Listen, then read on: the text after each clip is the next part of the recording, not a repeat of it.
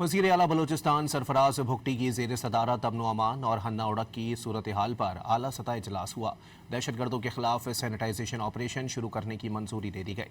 मुजाहिरीन से बातचीत के लिए वज़ीर दाखिला मीर ज़िया-उल लांगू और सूबाई वज़ीर सेहत बख्त मोहम्मद काकड़ की सरबराही में आला सतह कमेटी तश्कील दे दी गई। कमेटी मुजाहिरीन, कबाइली अमायदीन और मुंतखब नुमाइंदों और दीगर स्टेक होल्डर से फौरी राबता करेगी।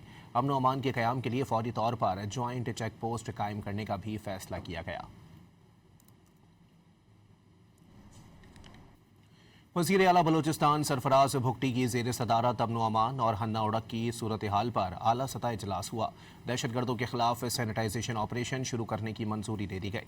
मुजाहिरीन से बातचीत के लिए वज़ीर दाखिला मीर ज़िया-उल लांगू और सूबाई वज़ीर सेहत बख्त मोहम्मद काकड़ की सरबराही में आला सतह कमेटी तश्कील दे दी गई। कमेटी मुजाहिरीन, कबाइली अमायदीन और मुंतखब नुमाइंदों और दीगर स्टेक होल्डर से फौरी राबता करेगी।